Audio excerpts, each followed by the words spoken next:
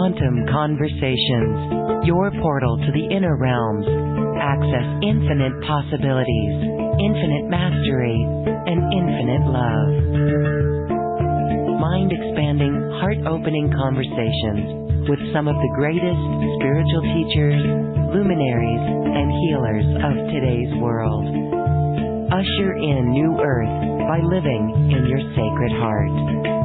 Quantum Conversations is brought to you by AcousticHealth.com, home of music from the universe, online healing retreats, and this program. Claim your free registration to daily shows at AcousticHealth.com.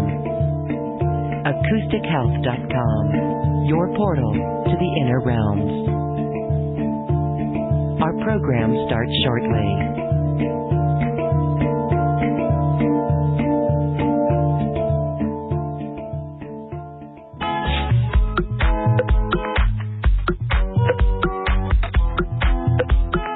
Welcome to another Quantum Conversation, brought to you by AcousticHealth.com.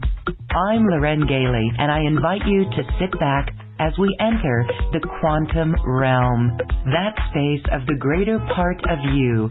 It is your connection to infinite possibilities, infinite potential, and infinite mastery.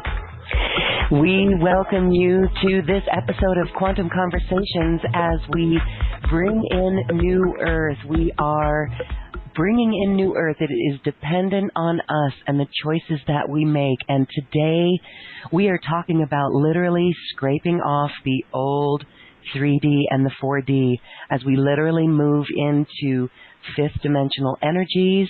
And that brings us to the topic of LightBody. And today my guest is going to share techniques for transitioning the physical body into LightBody. It's a fascinating conversation with Carly Vernon, who is a somatic mechanical engineer and an intuitive transformational alchemist. And she is here to assist you on your journey into higher frequencies. What a beautiful time to join in this conversation. Let's welcome Carly Vernon. Thank you for being here, Carly. Hi, Loren. Thank you for having me. We are excited to talk about LightBody. Let's check in. As we say that now it's a beautiful time to bring out the Zamboni for the bones, you say. That is so cute. We're going to talk about that process. In this time that we're in right now, this is an incredible opportunity. Can you share your perspective on the opportunity for growth and evolution?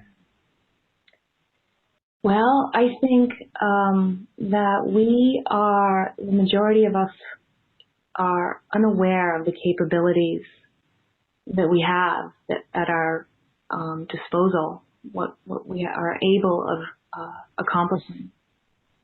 And I think part of what my intention is to help people discover that, feel that inside of their own body, that, you know, we can regenerate things, we can move things that we haven't moved. And there's a great sense of freedom in that. Yes, the sense of freedom is here as we go through this, what may seem chaotic shift. Everything is up for grabs in the way it's recreated. So it's fascinating. And just everyone tune in more deeply now. So Carly, as we start to feel that in the body, we're going to experience that today in our show. I want to first talk about your experience. You're a yoga teacher, and I wonder if that is really what led you into the awakening process. That's a beautiful way to come into expanded consciousness and presence. What happened in your life to draw you towards this work that you're doing today? Well, we think all of the things that happen in our life are happenstance until, you fast forward 30 years and realize they all were creating who you are. And my my first real experience with understanding that I could affect a change in people was back in the 80s when I became an esthetician. And I would work on, I would have clients there, and of course they preferred the massage end. And then you fast forward years later, motherhood, and then a failing marriage, and I needed to find work, and I went into massage. And so I am a certified yoga teacher, but really it's the massage therapy that was my gateway into understanding what I'm capable of doing and what the body is capable of doing, and also the restrictions and the effect that scar tissue has on the body. And so I was practicing yoga and going to school for massage, and the combination of the two was profound for me. And through the journey of while I was going through my asana practice and tying the muscles to the moves, I was riding these waves, these emotional waves. That's my dog coughing in the back there, sorry. Riding these waves that I realized I was processing things that I didn't know were buried really deep in my being. And so I think it was really there. It started when I was very, very young, but it was there in my early 40s that was the point where I started to realize that I needed to step into this. And it was scary, right? Because you're stepping into the unknown. Mm-hmm. I had the benefit of, starting a massage practice. And so I started working on other people's bodies. And the more I studied the human body and worked with people, and started to see my own restrictions, I just went on this journey to understand it, because the things I was learning, the things I was being taught, I'd get to a point and it would make sense, and then it wouldn't make sense anymore. Something, the way the body was being taught, it didn't make sense. It didn't click with me. Some of that was entanglements with scar tissue, but some of it was also the limited way that we learn and have learned. It wasn't limiting at the time that we learned it, right? But we evolve in our learning. And so I started to see that I could see inside the body of people when I would work on them. And it's kind of where this story can really branch off, so I'll probably stop talking. Yes. Okay, so let's talk about a couple of things there. Beautiful that you bring together that awakening from the massage therapy and your understanding of the body, really, and how it can change, and the yoga, your own experience of moving the body. So the effect of scar tissue. Yeah. What do you notice about the effect of scar tissue? And this is from, surgery or anything, right? Anything that could cause a scar. Yeah. What's going on there? Well, so scar tissue is, it's sort of like the repair. It's like the Tyvek, like the FedEx envelope that you can't break. Yes. Mm-hmm. So that's the body lays down that connective tissue once the tissue has been severed or traumatized.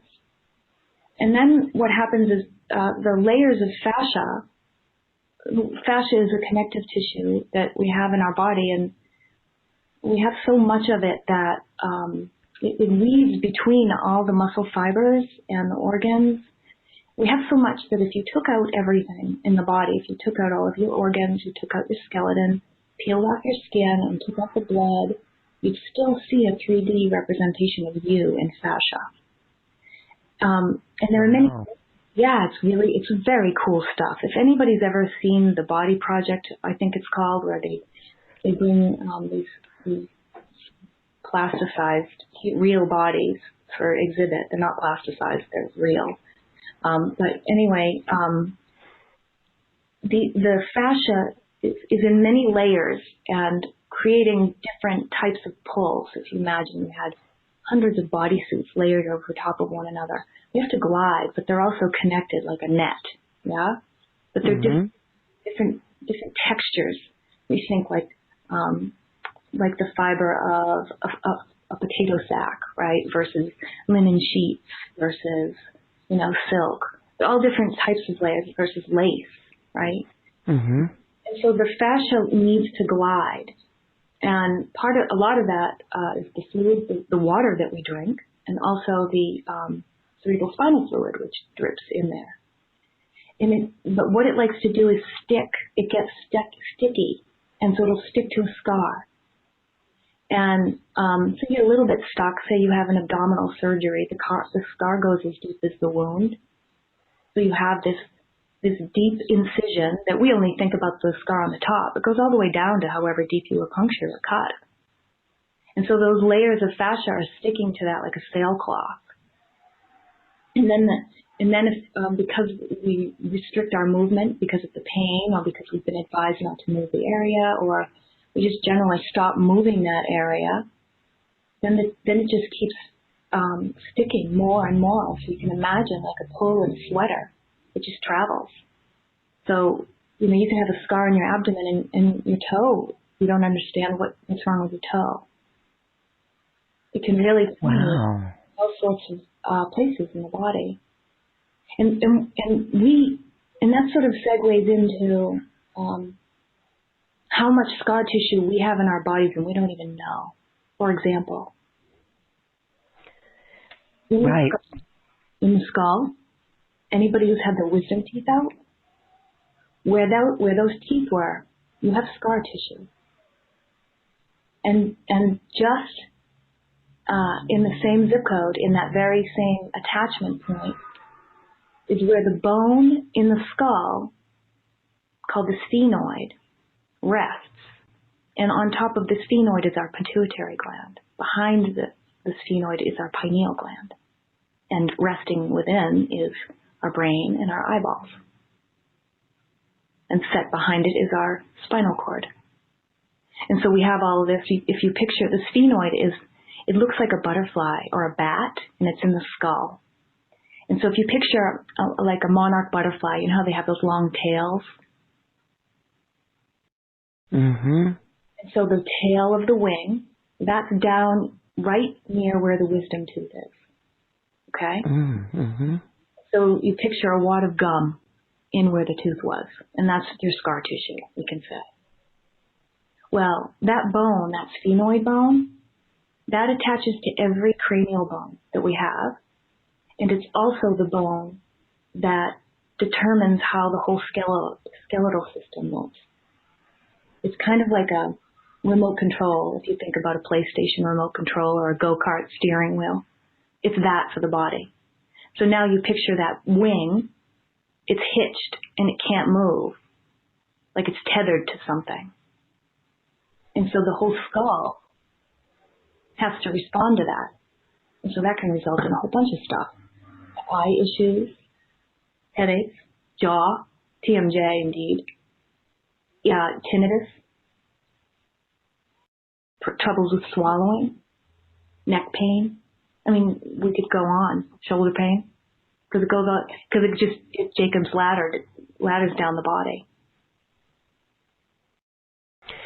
So what do you do for that? How do you correct that? Well, that's where I started. I'm like, what am I supposed to do?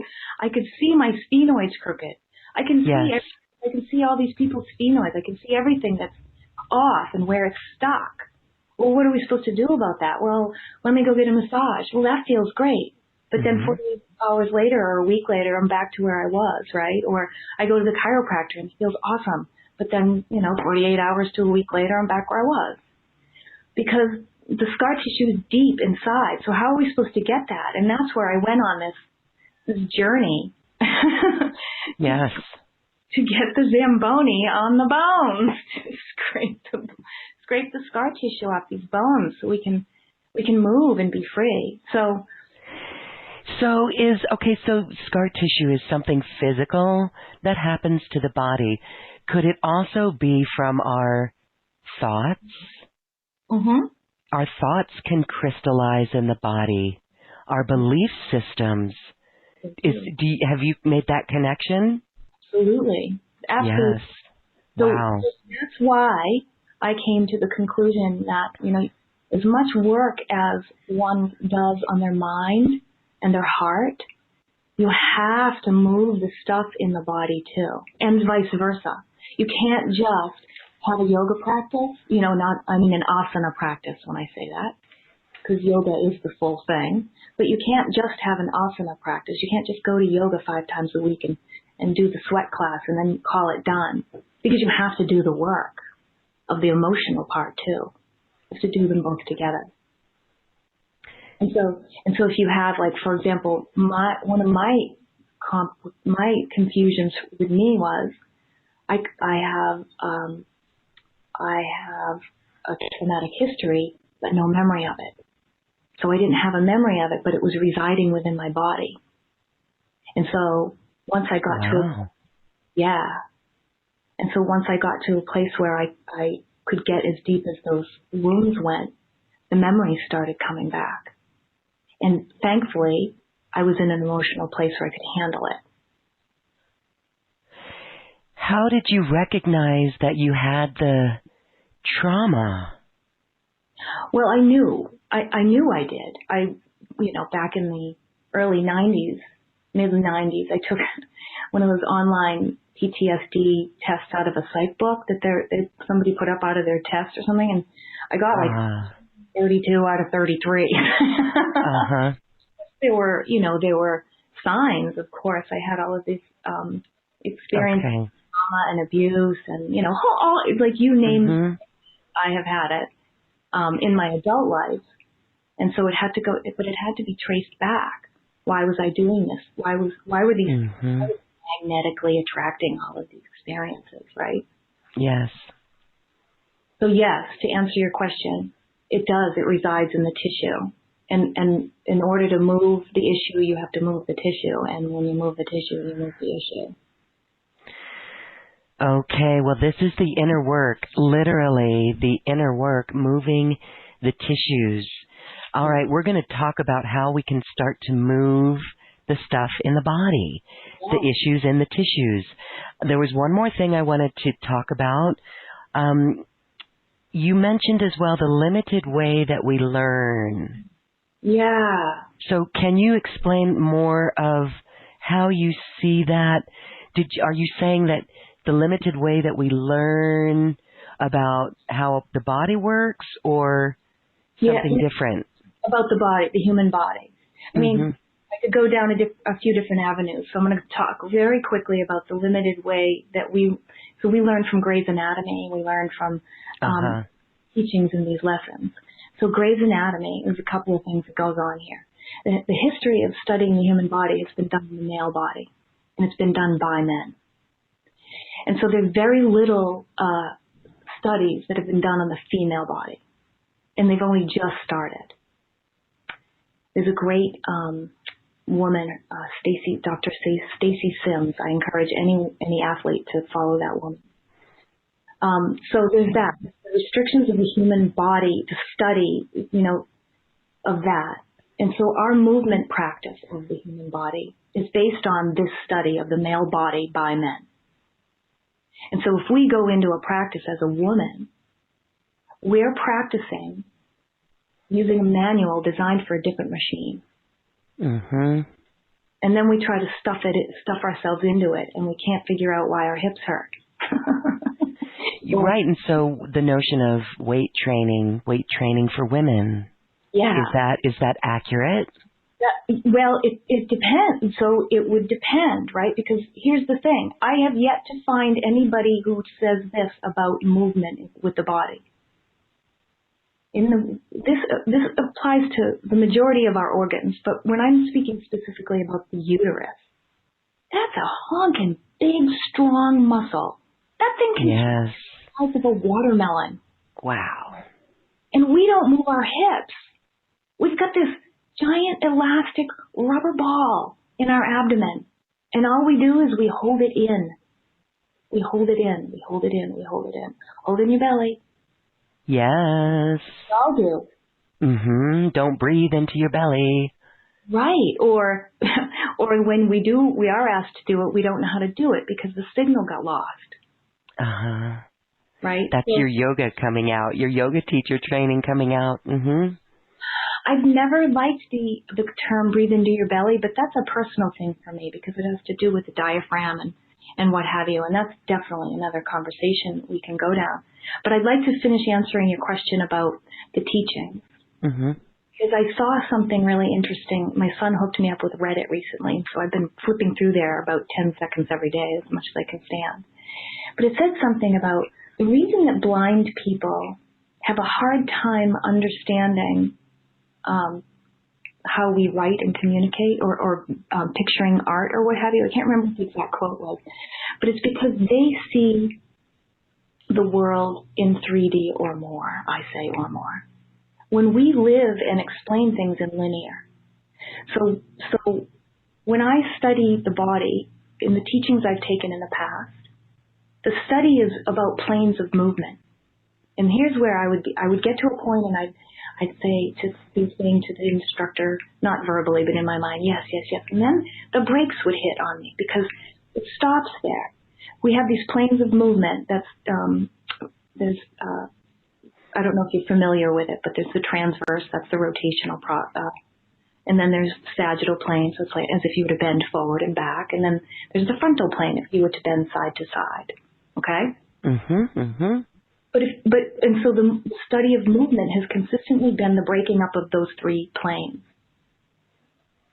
And so, but there's something lost when you break those planes up and you don't look at them all three together, because together they make a helix, like the DNA. But yes. When you do it singularly, they don't accommodate the helix. And so then you develop things like trigger points.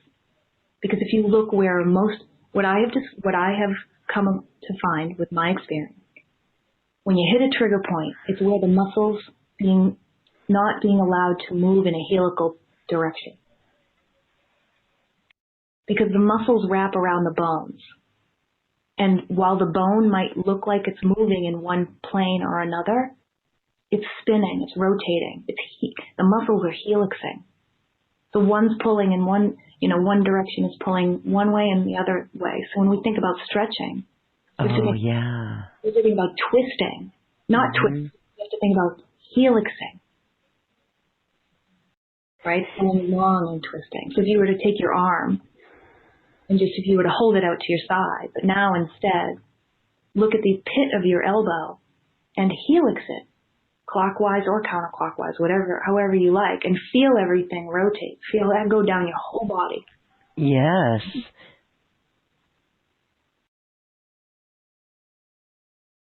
So we are doing that, yeah. It goes all the way into the shoulder, right? And so, okay, I see what you're saying. So for those who don't understand these planes of movement, it's the, aerobics instructors, we know, the frontal, your posterior, your side. And so instead of just moving forward and back, it's the whole thing moving. I got it. Okay. But as you fold forward, your legs are internally rotating or externally rotating, depending upon whether or not you're bending your knees. So, I mean, we can get into real technical stuff, but when you fold forward, allow the helixing. Feel yourself, feel your feet helixing and rotating into the ground. Or, as you come up and out, feel them spiraling up and out. Spiraling. That's a beautiful word here, spiraling. So if we really embrace that and think about the spiraling of the muscles, we are that spiral. That is really cool. Yeah, that's what our DNA is. Think about the DNA. Right. That's what we're designed to do. And that's what the tube torus does. That's the spiraling. We are the universe in action. Indeed. Right down to our muscles. Right down to our DNA, for sure. Right down to the DNA. Okay. All right. Well, that's beautiful. So, all right, you were also talking about the third eye And this actually, let's talk about the chakras in general Okay. and how we begin to move and breathe this area. So each chakra has an organ or group of organs or a muscle attached to it. You know, the manifested version of the chakra is an organ. And so if we want to talk about the third eye, that would be the pituitary gland. And if you remember in the beginning, or somewhere nearer the beginning than we are now, I talked about the sphenoid bone. Yes. And that the pituitary gland sits on top. There's a saddle. The bone, the sphenoid bone, the one that looks like the monarch butterfly, it has a saddle on it. And the pituitary gland sits in there. And so, also, in that bone, so then if you come to the front, that's in the back of the bone-ish. And so if you come to the front of the bone, there are sockets in there, and that's where our eyeballs are. And out to the side, that's where our ears are. If you were to put your fingers, on your temples, that hollowed part on your skull, and then you drag your finger up to the top where it disappears, and there's sort of a pointy thing, that's the tip of your sphenoid bone. Say that again for us. I know everyone's got their fingers on their temples. Put your fingers, don't push in hard because you'll give yourself a headache. On the temples, don't do that, yes. Fingers there, and you'll feel the ridge of the eye bone, right? The socket where you feel your eyes in there. That's your frontal bone. Just slide up that. You'll feel it has a little bit of a groove, a little concaviness, and then it kind of dips into a divot. Very small divot, like a tiny, smaller than a skittle divot. Is it from the ridge of your eye bone, your eye socket, that goes back by your ears, or up? Go up. It goes up along the ridge of your eyebrow? You're staying on the temple. Just feel that squishy part of the temple. In fact, if you feel the squishy part of the temple, just stay on the squishy and move to the top of the squishy part. And you'll just feel it. Maybe it feels like there's a little divot in there. Okay. That's where the top of that monarch's butterfly wing is there. Okay, and then do the wings go across the skull? No, this bone is pretty much in the skull. So if you want to touch the sphenoid bone, you're going to have to do it with your tongue behind your teeth. But if you've had your wisdom teeth out, you might not be able to feel it yet. Okay, so the bottom of the tail. Okay, so we have the image of the monarch butterfly. The top of the wings are up there at the temple. The bottom wings are behind the wisdom teeth. Yeah. Okay. All right. So how in the world, New Earth, do we get this to move? How do you get that out of there? Well, it's not, there are sort of steps you have to do it. You have to pull the tissue out of, we're talking about the scar tissue from the teeth, but, we can also move the sphenoid because we've had a head trauma, right? So the bones get off a little bit, or temporomandibular jaw dysfunction, also known as TMJ. So that can be an offset of that. So the way we access it, and the third eye, well, depends, right? So if we want to get to the third eye, the pituitary gland, we want to do it right now? Yes, let's do it right now. Because now tell us why we want the pituitary. It's obvious for some, but tell us why we want to get that pituitary gland vibrating. Pituitary gland is like it's responsible for maintaining the chemicals, the hormones for our genitalia, for our bone and muscle regeneration. So the human growth hormone comes from there. It regulates our breast tissue. Oh gosh, what are some of the other things? I mean, there's a multitude of things with the pituitary gland. I can't believe I'm blanking on it right now, but I think that's probably pretty good right there to hear that part. Right, and so if it's happy, the chakra is happy. Oh yeah, because the chakra, you know, the energy of the chakra flows through that organ. And so if we want to bring the energy into our body through our chakras, which is what's going to happen, right? Then we have to have the tissue clear, the energy, the light needs to pass through there. Plus, the pituitary gland is bathed in cerebral spinal fluid. So if you look at it like this, if you look at the pineal gland, which is at the center of the skull, is shaped like a pine cone, hence pineal. Mm-hmm. But it's upside down. And so I see it as like a crystal pine cone. And so I see the light coming in. The pineal gland is the crown chakra. Okay? The pineal gland has retinal cells in it, which means retinal cells are the cells in our eyes that let us see. Retina. Okay? So it's the same cells to see that our eyeballs do. And so the cerebral spinal fluid encompasses, it flows around the pituitary gland, the pineal gland in the center of the skull. And I see that as collecting and reflecting all the light off of the pineal gland. But the pineal gland, you know, it gets junk on it, if you will, between sugar and fluoride. Fluoride. Mm-hmm.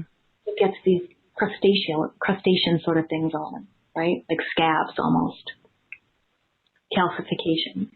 Mm-hmm. And so when the light comes in and refracts off of the cerebral spinal fluid, it's only getting some of it.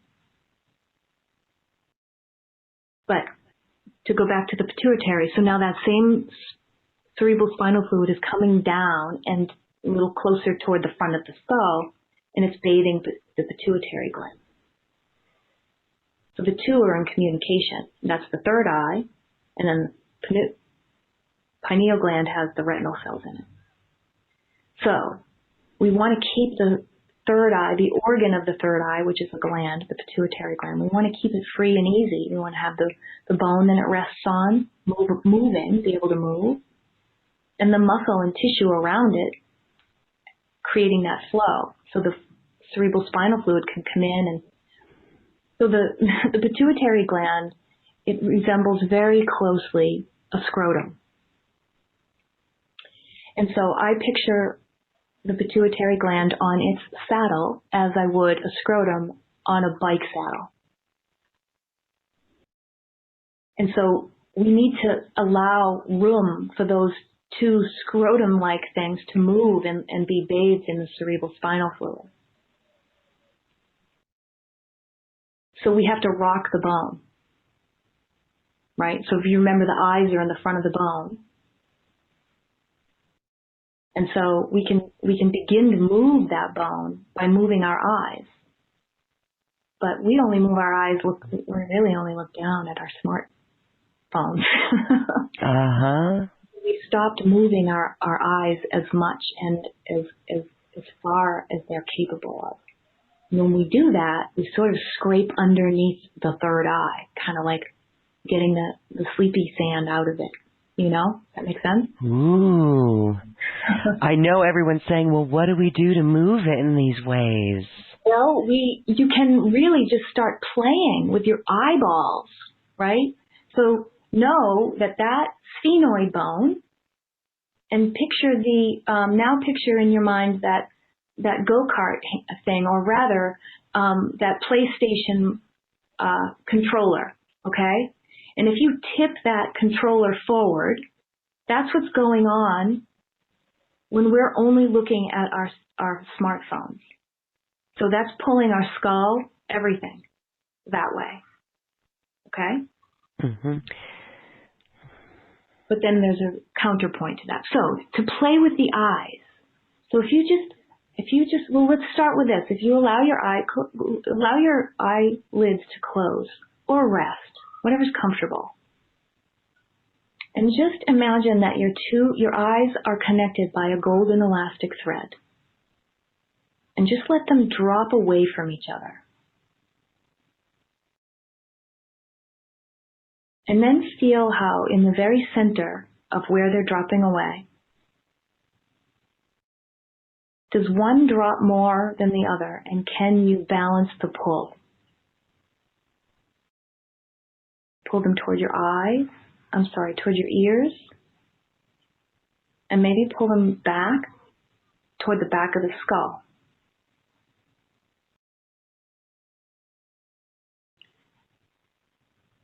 And then imagine that and then rest in that place and just feel them sort of hanging there. You're going to, I would imagine pretty much everybody listening will feel an imbalance. And play with that, knowing there's elastics in there, these tiny little muscles in there that let us do this. So don't be afraid to move it. You're going to be tugging on your sinuses. You're going to be tugging on your ears when you do this. Are you looking around? Okay, so as we relax the eyes, close the eyes, we see each eye fall away from the other, so towards the outside of the face, for example. And you look at the center where they would be connected on that golden thread. In your mind's eye. Mm-hmm. But the vision, you want your vision to let go. Right? So okay. So the way you're going to do that, and this is how you get into the cranial nerves, the 12 cranial nerves that are right behind here. It's like a control panel. The way you do that is you put yourself at a lake, and you can hear the birds or the ocean, and that feeling that you get in the center of your skull when you just let go. Where you can feel this buzzing, this delicious, yummy tickle inside your skull. You let it happen. You let it happen inside of the eyes. And so now you're letting your second cranial nerve go. That's the one that controls those retinas. It's the vision. You need to let that rest. And the eyes should feel like they can get heavier and that you can pull them apart a little more. And your body might feel like it's getting softer.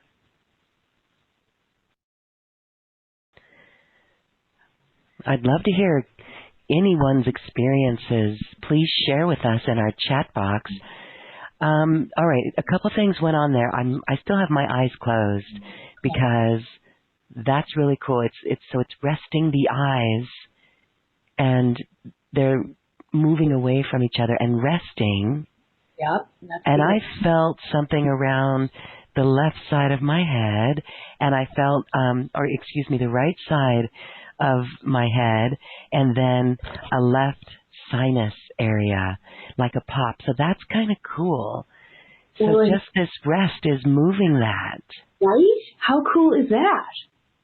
And so now you have this kitty corner thing going on, right? So play with that. So now take your right eye and lift it up to the sky, and take your left eye and drag it down towards your left hip. See if you can do it. You might not be able to do it first time.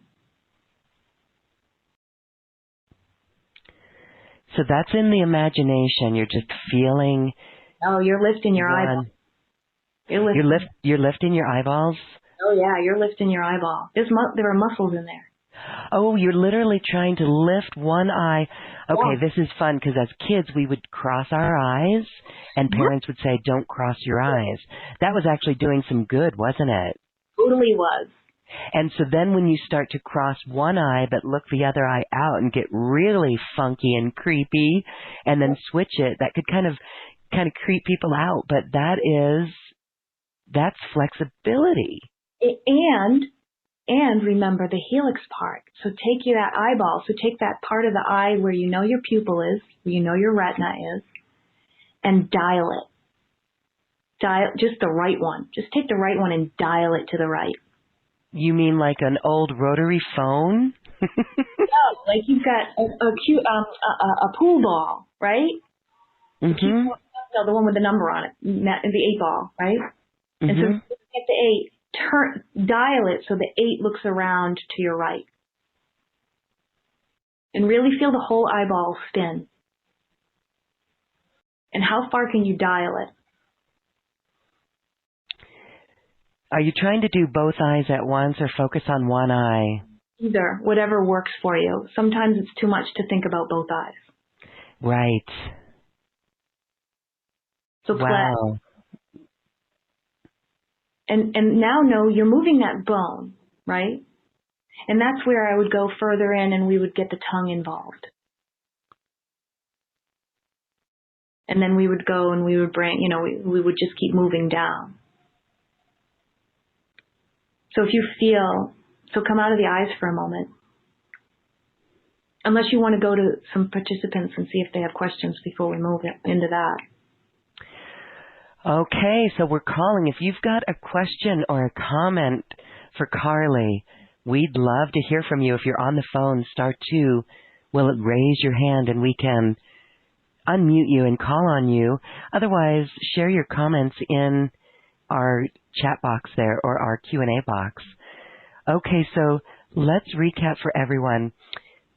So, we may not be able to feel that we're moving the eyes. It's the imagination that actually physically lifting the eyes behind closed eyelids and try to move them in that way, like an 8-ball, turning the dial. Very interesting. And up and down and around, right? Think about Jim Carrey and do those eyes and then do them with your eyelids open. And how far out can you pull your eyeball out of the socket? Oh. Okay. So think about lion's breath. Are you familiar with the yoga posture, lion's breath? Yes. Okay. Share that for those who are not. Okay. So that's the one nobody ever wants to do because you have to open your face really wide, open the jaw really wide, pop your eyeball. Tongue out. Tongue way out. And nobody wants to do it. Right? But that is part of this, is getting all the musculature inside of the skull to stretch. That's part of what yawns are, right? We need to pull it all out of the skull. So let's go into the tongue, because this is really fun. Okay? Strongest muscle in the body. It's amazing, and we don't really use our tongues. I realized that mine's twisted and was in the esophageal area because of scarring, a response to my scars. So when I would have to swallow a pill, it would get stuck sometimes, and then I started to be able to see that it's having to go around this corner. So our tongues. If you take your tongue, you know how there's a part in the middle of it? Yes. Come up through the center of the part, like you want to part the Red Sea, and spread the top of the tongue all along the palate, as if you wanted to spread wide open the palate, which in fact you can do with this move. And you'll feel when you do that, you want to breathe in. And so as you come up through that part and you spread the tongue, and you're going to feel where on the roof of your mouth it doesn't quite match up. And we can play with that and try to get, you're going to pull down underneath the tongue and lift up. But feel the inside of the tongue resting on the inside of the molars of the teeth, of the whole top row of teeth. And feel how when you breathe in and you lift and you spread, that you can breathe more into the sinuses, because you're literally opening the bottom of the sinuses. Wow. The reason you want to do that is because the sinuses produce a gas that's a vasodilator. You can't get this if you breathe through your mouth. And that gas goes into the lungs and it dilates the alveolar, brings more oxygen. So if you lift that tongue, spread the palate, And when you do that, now go into the throat and pull the tongue down as you lift it up to stretch the tongue. And now you'll feel you're going to get your rib cage in on it. Okay, this is yoga. This is internal yoga. Yeah, inner space. It really is. Inner space. So the tongue is, we're trying to lay the whole tongue up on the palate. You don't want to lay it. You want to lift it and you want to spread it. Like you're stretching your tongue, right? And you're stretching your tongue using... Sideways, outways. Spread it up and out. I have pictures that I would have shown you. That's going to take some practice for all of us, I'm sure. We're just not used to it, you know? Nope, we're not. And that's the throat chakra, right? So that goes into like swallowing things. Like, what are you swallowing that you can't digest? What are you swallowing that you don't want to swallow? Like, that goes right into the chakra stuff and the emotional component. How do you pull your tongue down? So, okay, again, this is the stretching. It's like when you're in yoga and you stretch from the inside out. So you've got the tongue lifting and spreading out, and then the tongue down the throat in the esophagus. Yeah, there we go. So it meets up with the esophagus, right? Right at the base of the throat there, where under the jaw, right? Where you can feel the tongue. So the esophagus is really cool because if you were to, it's a tube, right? So if you were to look into the tube, it looks like, it's called a lumen, which means light. And it looks like a flower, right? And it's a muscle. So you can see how when the esophagus opens wide from the inside, how that flower-shaped inside tube would open and become, you know, a tube. You can see that, right? Yes. If you saw a garden hose, you look into like and there were ridges in the garden hose, right, that allowed it to expand wider inside. Is that making sense? Yes. Okay. So that's looking at it being able to go wide, but it also has musculature, the esophagus does, that allows it to go long. And that's around the outside. It looks like pinstripes. So to pull the esophagus is the tube, goes all the way through the torso and turns into your stomach once it passes through the diaphragm.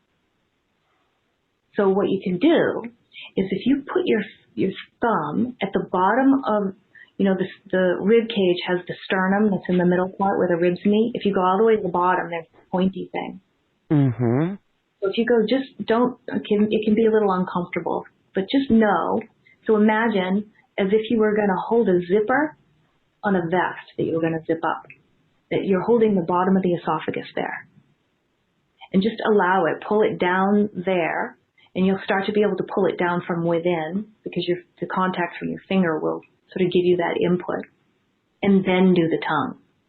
So pull down at the base. Think about this long elastic that the tongue is attached to, and you're holding the other end at that bottom side of the rib cage. And now come up through the center of the tongue. Peel it open. Come through that center part. You can separate the tongue. Those are two different sides. Peel it open and spread it. Let that spread the roof of the mouth. Feel the air come in through the nose. You might hear your stomach gurgle. The stomach might start flopping around. Mine does. And then exhale and let it, just let it go. And you can feel how if you were a yoga practitioner and you were going to go into upward facing dog, how you could really go into a lift there, or if you were going to go into a back bend of any kind. But you could even do that if you were going to be on all fours and you were going to go into the cow part of cat-cow. Is this making sense? I hope. Yes, it's such a subtle awareness that is going to take practice for those who are not familiar. So I would like to see if anyone would like to. We don't have any callers who want to share yet or ask you a question. All right, so when you work with people and you do personal sessions, are you helping them do this sort of thing? Yeah, but it's a little bit of everything, right? Because with that comes the whole human experience. So I do the guided meditation, bring them to a state where they can feel it, and then I can see it and feel it with them, and I guide them through it in more of a meditative state. And as I make adjustments and changes, they work with me.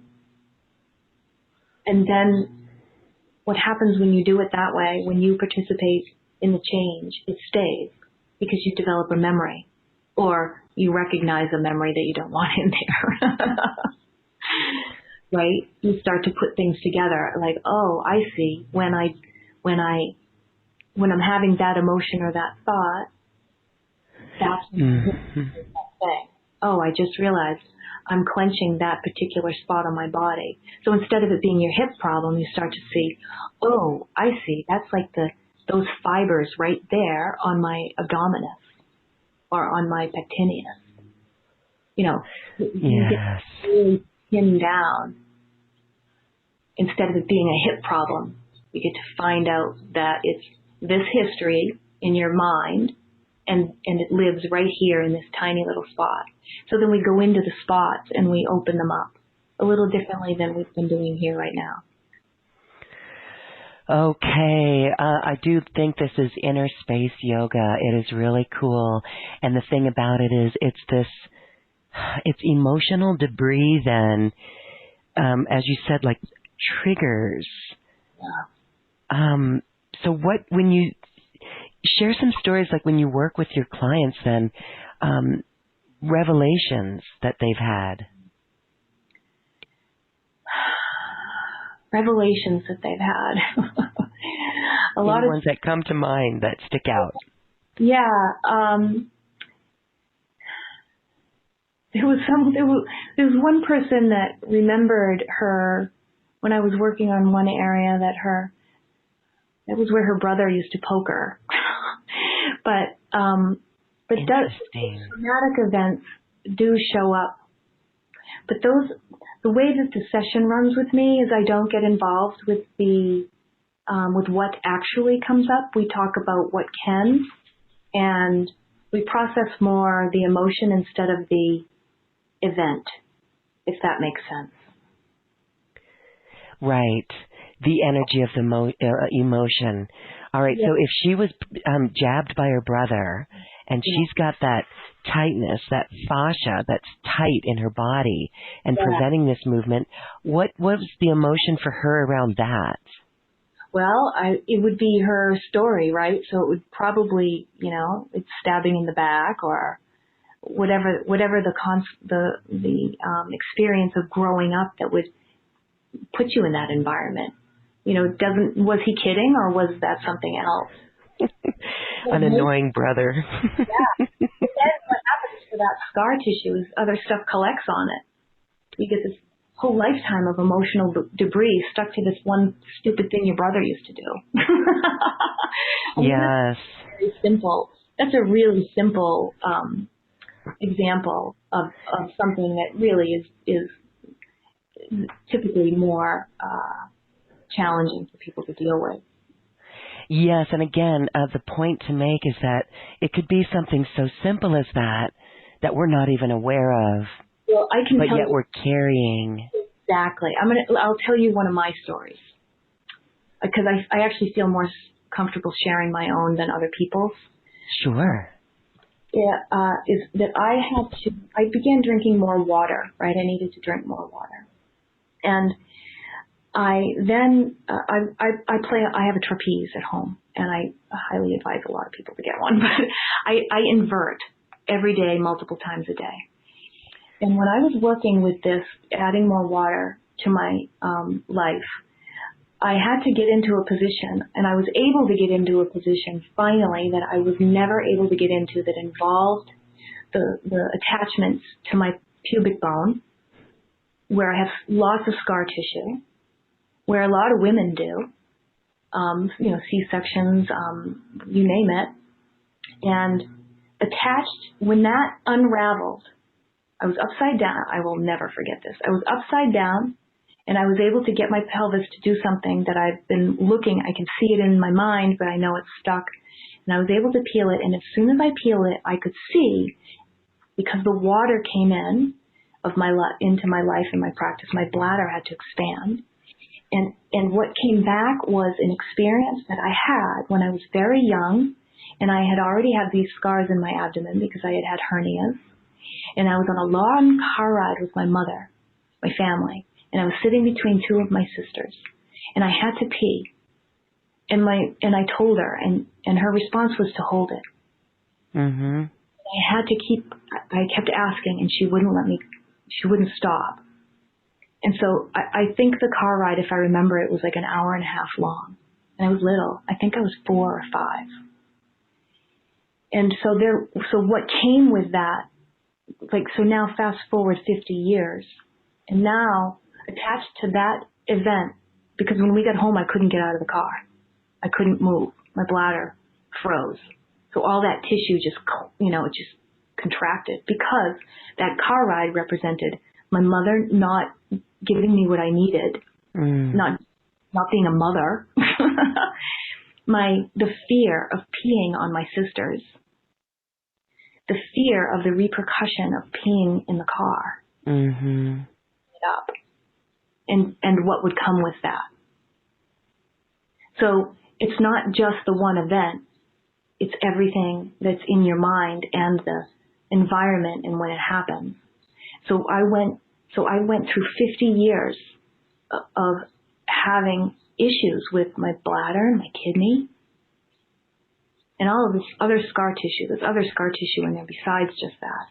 So there's more to it than that. But all of that unraveled as I drank the water and moved the tissue that was surrounding my bladder. It was being held like in a vice, if you will. Wow.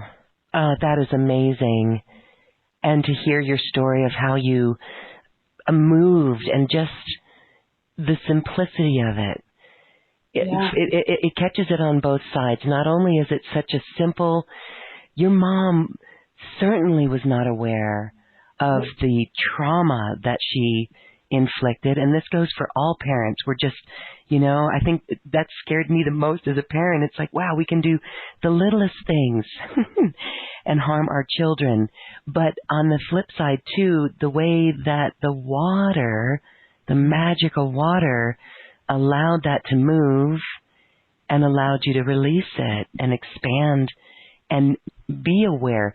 So when that moved and you were in your yoga trapeze practice, you weren't aware of that when it was going on, but the memory is what surfaced. Yeah. And that was an aha moment. It was vivid. The memory was I was in the car. It was there. I was there again. You were in the car. Now, did you, because sometimes, this is this awareness of our body. Did you feel anything like in the pit of your stomach? Did those feelings just come rushing back, and how did you handle that? No, those feelings, I knew them well because they became my identity. I knew all those feelings. They were my identity. Mm-hmm. That was not an aha of it was just, that's where that came from. That's where that came from. One of the many places, right? Because remember, the restricted movement, it's collecting stuff like a net dragging on the bottom of the ocean. That scar tissue, that's the fascia that's stuck. It can't glide. And water, as Gil Hedley, one of my idols, somebody I idolize, says that water is the call to movement, meaning when we move, movement is the call to water. When we move, that fascia that I was saying needs to glide, it comes out and it takes a sip from the tissue out there, and then it comes back in, right? So if we're not drinking enough water, our tissue can't move, so it gets landlocked, right? So that's another way that we can create scar tissue, is we can eat a lot of sugar and not move, and you can guarantee your fascia is going to stick. All right. Cheers on water, everyone. I know we're not just the only ones taking a sip of water right now. That's the importance of hydration and the movement. Okay. Oh. Because if you only drink and you don't move, it's like dumping water on packed dirt. Mud. Not even. Can't get in, right? It can't get in. Yeah, you got to move it. You got to move it. It's got to come out, take a drink, go back. And you know, this is where Tai Chi, Qigong also help this body in that way. All right. Let's go to our caller. I'm going to go to, we have someone in Pompano Beach, Florida, area code 954. It says Mary. Is this Mary? Yes, hi. Hi, Mary. Well, welcome. Hi. You've got Carly. Would you like to ask a question or share a comment? Yeah, I'm amazed at all the information. It's just like, we're being trained to be transhuman, basically. It's cutting out the whole human part and becoming just these linear machines. But my question was, and yeah, I am amazed at her knowledge. It's wonderful. Does the body hold, it holds a primitive atavistic knowledge of what it was programmed to be, what it truly is, right? The body has a consciousness of what its true being really is, its true expression. Yeah. And is there a way to bypass all the physical, having to peel back every layer, because that's just almost daunting when you think about it? Is there a way to go right into it and wake that part up from, the very basic, where the body consciousness is, and then just kind of move it forward, meet it in the middle, rather than starting on our end and trying to peel it back? That is a great question, Mary. The answer is yes, there is. Well, first of all, one of my purposes in life, what I want to do, is figure out how I can accommodate that for people, because I do. I see so much pain walking down the street. People, I see it everywhere I go, and there are times I think, oh my goodness, there's so much. How am I I can't help everybody. Like, what are we gonna do as humanity, right? How are we gonna get out of this? And so part of that for me is I'm working diligently to figure out how I can accommodate as much as I possibly can for people as they go through this. And I'm learning as I go. We all are, right? And what I have learned about that might answer your question on how can you do it, right? Is first get to know your body and love her. So what that meant for me was looking in the mirror and accepting, but also sitting in meditation. And you'll be able to do this more so now that things are opening, is invite your light body in. They can't come in without you asking. So you have to, any of your guides, you have to ask. And so, whatever you ask, you'll receive. So ask your light body to move in with you, and ask her to give you signals and signs of, what do I, show me what I need to do. What do I need to pay attention to?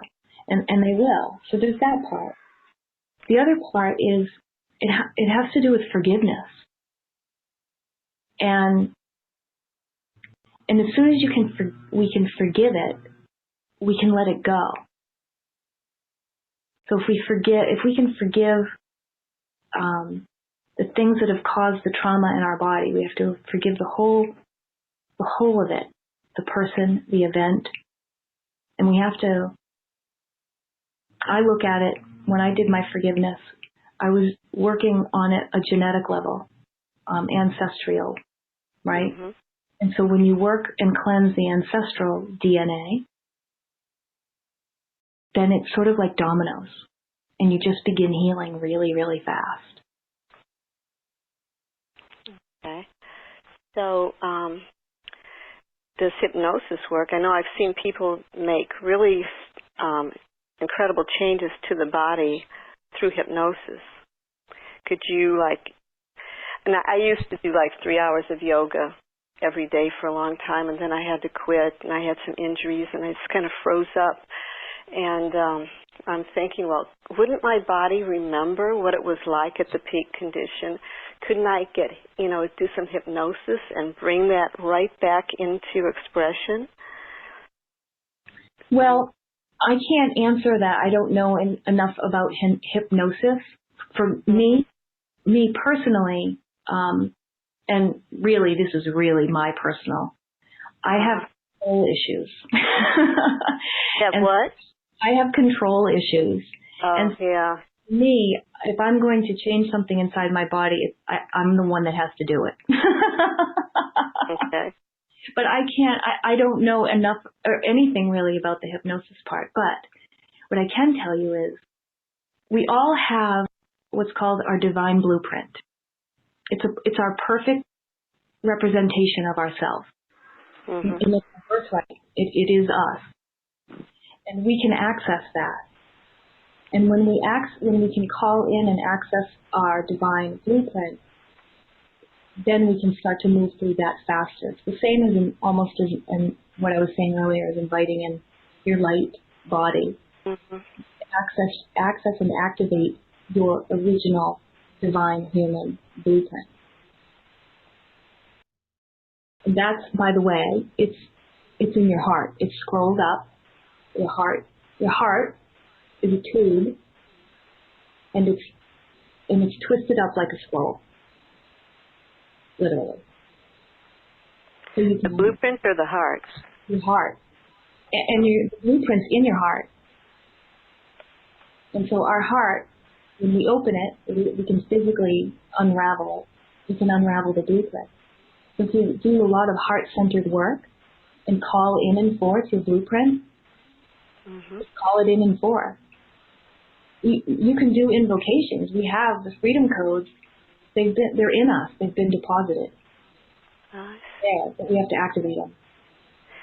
And if your heart opens up, does it stay open, or is that like a movement where it closes and opens, or does it stay open once you get to that point, unrolled, unscrolled? Well, I think that's a good question, and maybe for the divine human, the answer is yes. But that's also part of our journey here, is to begin to recognize when we're closing it, when we're not accessing our true blueprint, when we're not, and then remembering how to unroll it. Just like we have to remember that, we can unravel our tongue and open our throat and open our chakras that way.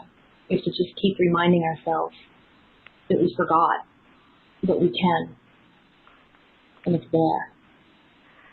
That's pretty amazing. Well, thank you for all this work you've done.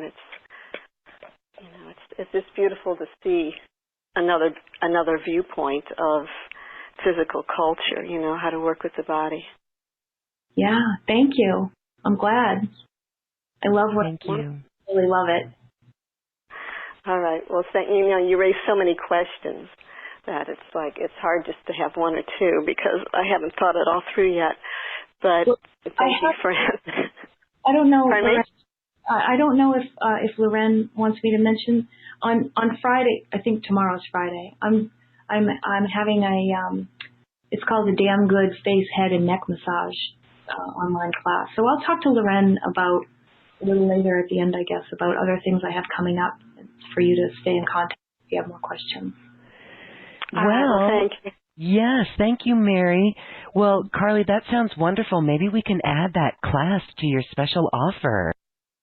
Well, actually, what I was thinking of adding to the special offer was a series, maybe of two, where we open the heart-brain connection. And we would do what we just did. Because the face, I don't know, we can definitely, oh, I see what you're saying oh, yes. Sorry, I got confused.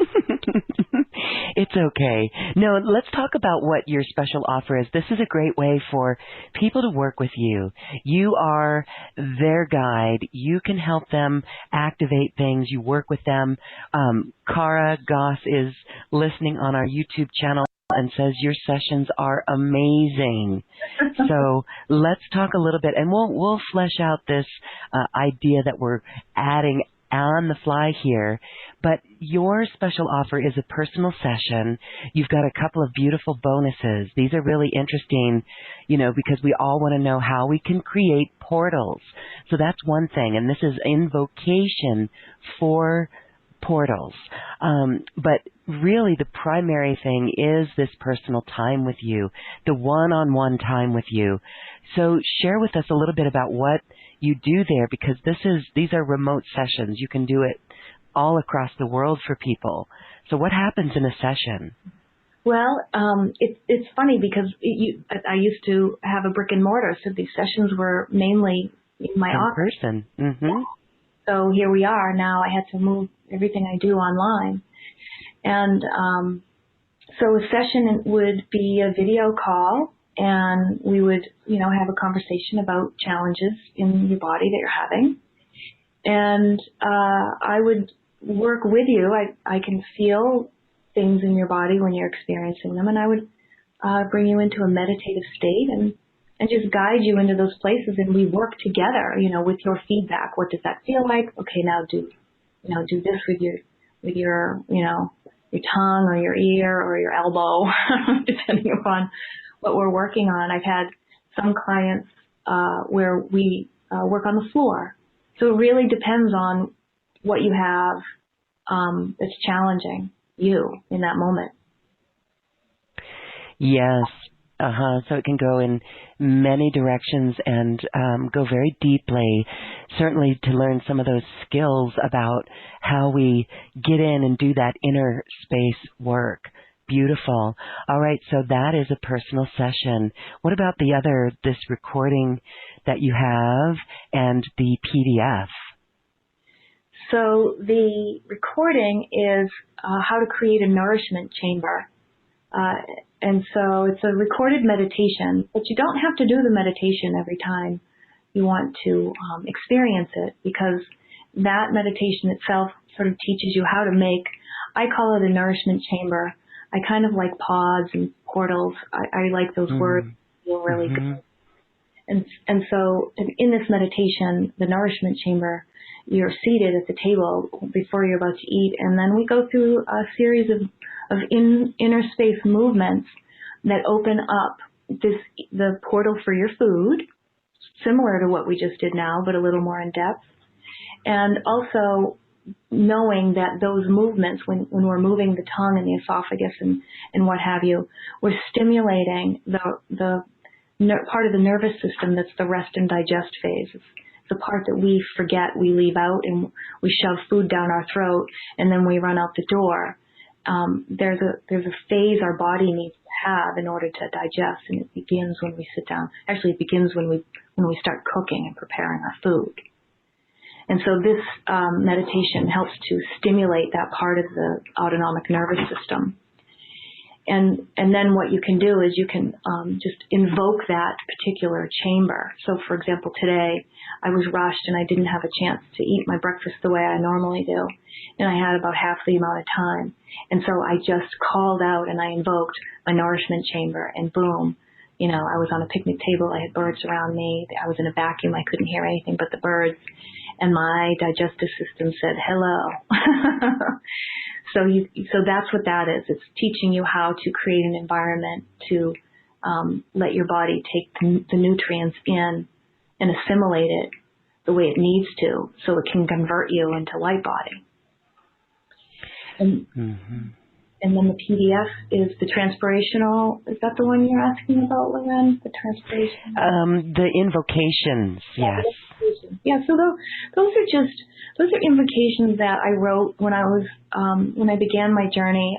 I've been studying with Sandra Walter and several other, including Tara. who I love. Hi, Cara. Those invocations are just ones that I wrote when I was going through my process that I would repeat every morning or throughout the day, depending upon what they were. So I shared with people and how to create the portals, which is, what that nourishment chamber is. Beautiful. Yeah, so a good teaching there, some really good wisdom coming out. And we'll talk about your upcoming class, because that could be something that we can have available. So stay tuned to our special offer page and look for those updates. Yeah, because that other class that we're talking about was Friday. Is tomorrow is the head, face, and neck, and I'd be happy to have people come on as guests if they'd like. Okay, say that again. It's a head, neck, and... Oh, a damn good head, neck, and face self-massage class. A damn good head, neck, and face massage class.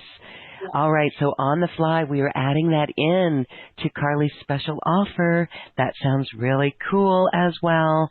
And the techniques that you've shared with us today will be expanded in that workshop and allows everyone to really experience it even more. So thank you for that. We'll make sure that people who take you up on this special offer and get a personal session, that they get the info for that event as well. Will that be recorded if they can't join live? Yep, that's going to be a crowdcast event. Excellent. So you'll get the recording too, and that is a really nice offer that allows people to really get your work into their lives and make these changes, make this movement and this transformation. Because as we do this, like you say, we call in, invite the light body in, and it's got to be purified. The body has to be purified of these memories and of this trauma. And these techniques that you've given us are ways that we can really do that inner space work on a physical level. Exactly. Zamboni the bones. Zamboni the bones. Oh, that phrase is so cute. Now, Zambonis, we know, are the ice. They go over the ice rinks to smooth them over again and to make everything glide smoothly. And that's what you're doing with this process. I love that phrase. Right? Zamboni the bones. All right, beautiful. Carly, this has been a beautiful experience with you today. I want to go for a few questions before we let you out of here today.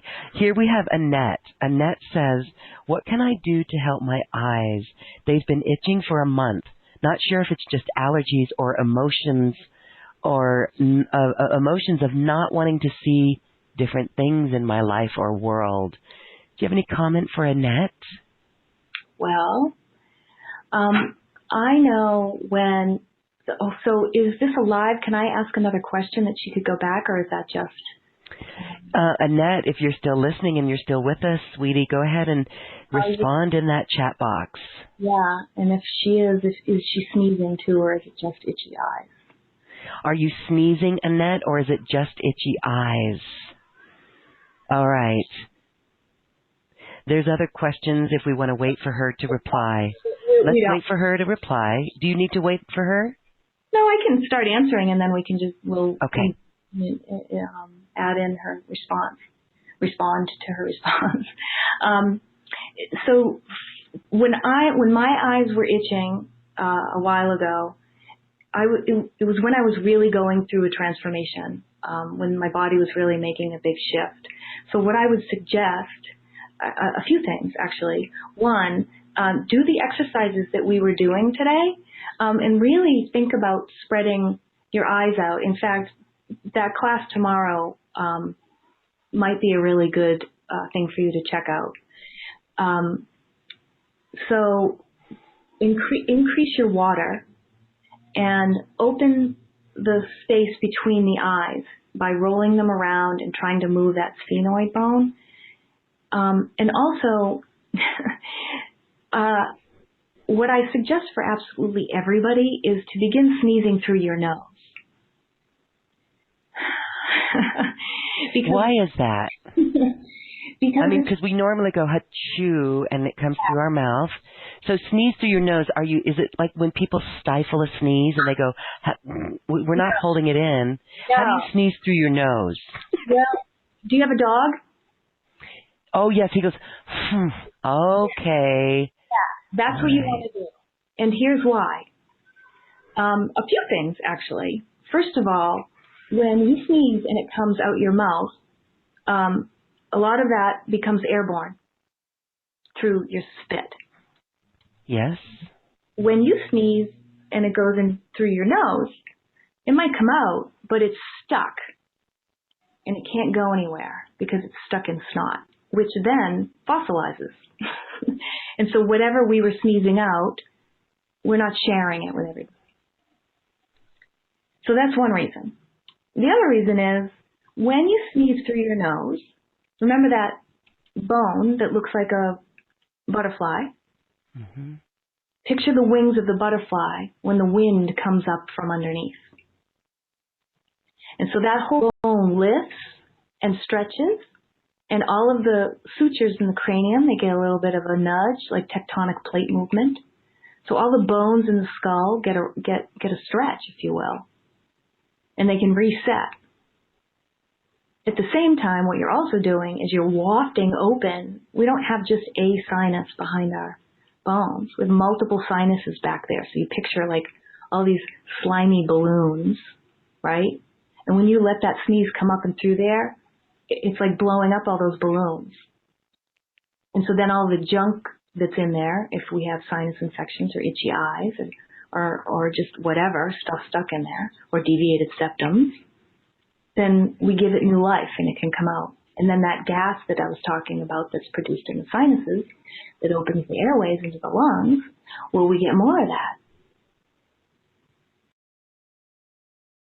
Excellent. So all right. You do need to, the first few times, several times, make sure you have your tissues or hankies around because it's a messy thing. But you do get to, when you start doing it, it's fun, and you start to learn how to direct it. And remember that a sneeze is an orgasm for the head. It literally is. Look it up. Yeah, okay. Interesting. It's a really good thing for the head to have. This brings to mind some gross bodily habits that move prana. A sneeze definitely moves prana. Yeah, it definitely does. And there's some other bodily functions that move prana too, but that is not for our consumption right now because it's kind of gross. But anyway, all right. Okay, good. Well, thank you so much. So you've got a beautiful special offer. We invite our listeners to check that out. It is on this webpage. Please, if you want to work with Carly, if you want this assistance and this guidance, that is there for you. Beautiful sessions with her for you to witness this within yourself. Okay, here is another question coming up. What is peristalsis? I don't know what peristalsis is. I might have to Google that. But we have a comment coming in that says, OMG, peristalsis going. So I think that's a good thing. Another comment is when I was spreading the tongue on the palate, I had very strong tension in the back of my head, the occipital area. How can I release this? Oh, you are, dear. You are. That's what you're doing. So,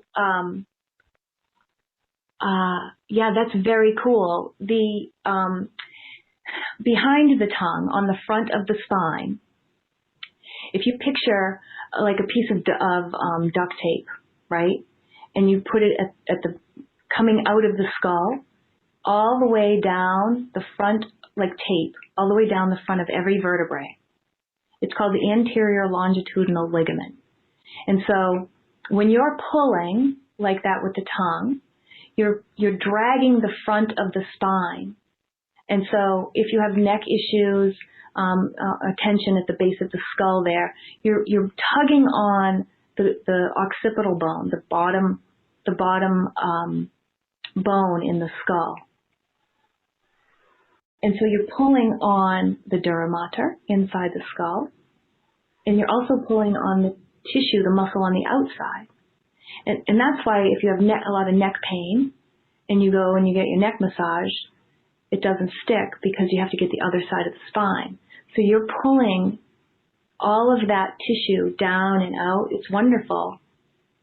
And you might, if you were to lay on the floor and do it, you might feel your head roll, your body move, and just sort of go with it. Pull. And pull in two different directions. Find the center of it and pull in the other direction too, if that makes sense. So like if you're feeling that pull right at the opening of the skull and you're pulling down with the back of the tongue and you're using that esophageal pull like that, like that zipper on the vest, well now find that spot at the base, at the top of the tongue and the base of the skull and pull in the other direction. So you're going in two different directions. And what happens? And then you can mess around and try to like roll everything from there. Roll the tongue around to the left, its entire length, and roll your head in the other direction. See what happens. Remembering the tongue goes to the top of the mouth, the roof of the mouth. That tethers to the teeth. It helps with that pull. Fascinating. Thank you. Okay, here's another question. With your process, Carly, when releasing trauma, is it possible to release big trauma in a first session? With me? Is it possible to release? I think it's possible to release anything you're ready to release. That's anything's possible, isn't it? Yes. Mm-hmm. So there's your answer. Okay, beautiful. And here's another question. How can we access a particular physical issue? Mine is calcific tendinitis in my rotator cuffs. And how can we utilize your knowledge for this? Well, it would be, of course, I'd need more information. But how would I do that? So anything related to the shoulder, I'm going to look at your breath. The entire body is a mechanism of breath. Everything in our body is designed to help us breathe. So if we have something that's not working, then our breathing is not at its maximum capacity. When it comes to the shoulder, that's a dead giveaway for me because the complex of the shoulder rests on the rib cage. So even if the injury begins in the shoulder, then it's resting on the rib cage and creating stress there. So I would, if I had a shoulder issue, which I did, I would begin to work on everything involved with the rib cage, the intercostal muscles, the pec major, pec minor, all of the extensor muscles in the back, and try to get my fingers in between all the ribs and separate all the ribs and get the diaphragm moving. And then as far as the shoulder, again, that's that helix, right? So if you've got a calcification in there, I'm going to walk the line here because then we go into spiritual. The working with crystals is I would work with crystals here. And I personally, I have something that I make. It's called lumen dust, and it has crystals in it. So I sprinkle it on in my body. I'll put it like in my navel or wherever I need it to work. And so working with the crystals, and if you were so inclined to use tuning forks or bowls, because with bone calcifications, you really need to work vibratory, right? We need to move it. So the crystals help us do that. And then I would begin with helical movements, remembering that the shoulder is a ball and socket. And so I'd bring your arm in a really comfortable place and have you experience what it feels like to turn the doorknob of your shoulder. And what happens? Where does it feel like there's a sock in the door? And then do that with your breath and time your breath with your movement and begin to play like taffy. Feel where it sticks, feel where you can pull maybe with your tongue. Tongue's going to be involved with this. If you've got an issue with your shoulder, then your traps are involved, and the traps are fed by one of the cranial nerves. They're the only big body muscle, there's two muscles, the upper trap and the FCM, sternocleidomastoid, which attaches to the clavicle, the other one to the scapula. That's the 11th cranial nerve. And so that's going to be in that wiring behind the eyes where we were working the sphenoid bone. I hope I didn't just go too off. For me, that made sense, but that might have sounded tangential to somebody. Yes, it's just fascinating information. This is cutting edge, really. It's cutting edge. It is cutting edge. It's inner space yoga. Yeah. I would work on the tongue with rolling the inside of the shoulder there and with the breath. Start to really go inside and feel, what are you doing when you're moving? What are you not doing with your tongue? That's actually a good bit of advice for the person with the shoulder issue. What do you mean, what are you not doing with your tongue? Well, so when you bring your tongue up to the roof of your mouth, you can feel it's uneven, right? And then if you go through that whole tube all the way down, where is that tube twisting? Okay. Not touching the roof. And how can you lift up? Maybe it's the one side of the tongue, probably, because it's going to be a helical move, right? Yes. And so whatever side that shoulder issue is, my guess would be the other side's tongue is challenged to maybe push the inner molars away from the center of the mouth. To flatten that side, to stretch that side. Give that right side of the tongue a big cat stretch. Thank you. Okay. Well, we hope that was helpful for all those questions that came in. Carly, this is interesting and amazing. Thank you for sharing this wisdom, wisdom that came through all of your research with massage therapy, your experience with yoga, and all of it, and understanding that and seeing how you've made change in bodies by working it and working with the fascia, and these tips that allow us to activate these freedom codes. As we wrap up our show, you did mention that we have to activate these freedom codes. How do we do that? I just call for them to be activated. What I do is I end the enslavement loops. I call to end the enslavement loop program and activate my freedom codes. Hallelujah. Yeah, because you just have to ask for it. I mean, they're in there. They've been given to us. They're sitting and they're waiting. And so if you look at it like a computer programming, the enslavement codes are on a loop. And so if you were to write a computer program, if you wanted to end the loop, you'd say end loop, or I think you can say kill, but I prefer saying end loop, right? Yes, end loop. I like that. Yes, end loop, end loop. And then you have to run the next program. If you were to run a computer, right, then you want to run it. So I would end the loop of the enslavement codes and run the activation codes. We're doing that now. Yeah. End the enslavement codes and activate the freedom codes. Yeah. Okay, everybody. Activate yourself. Activate. Activate. Remember that your fascia, remember that 3D representation of you, that fascia, it carries droplets of cerebral spinal fluid. That stuff's called liquid gold. And that's like I see it as glitter from the universe through our body. And so we want to keep it hydrated, keep it moving, and get that running through the body. And then you activate those freedom codes, and you're going to start being able to stretch in ways that you haven't before.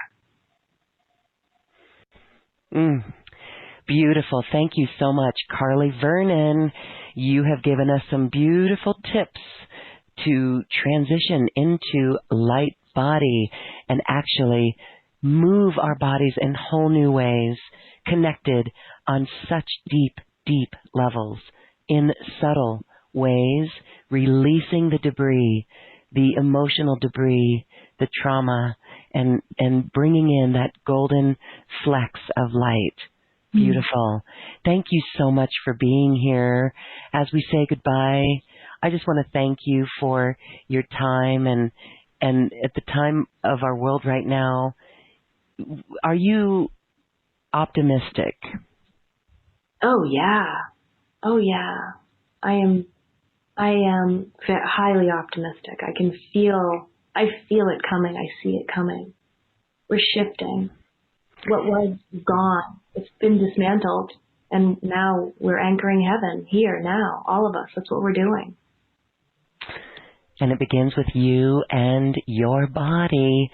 So enjoy the journey, everyone. And if you would like to work with Carly in a personal session, and that's class, damn good, head, neck, face massage, as well as the nourishment chamber and the invocations for portals PDF, that is available for you. Carly, thank you so much. This has been amazing and fascinating. Thank you, Lauren. This was fun.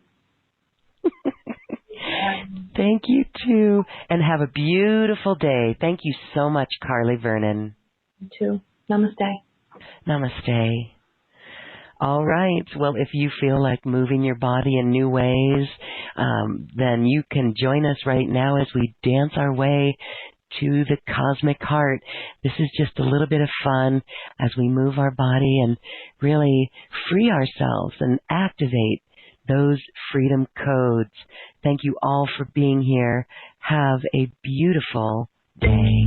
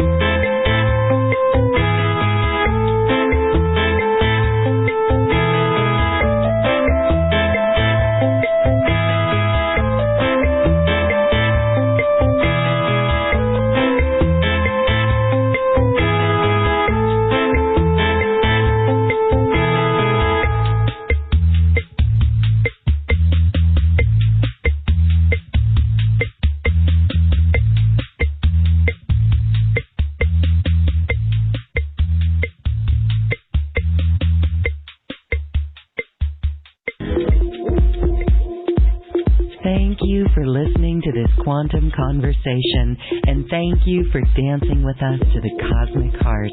As we raise our own vibration, we raise the vibration of the planet. This show is dedicated to you and all awakening hearts, as we are here to shine our bright light and amplify our love. Access all quantum conversations, special offers from our guests, and online healing retreats by visiting acoustichealth.com. I'm Loren Gailey, and from my sacred heart to yours, I honor your magnificent love and light.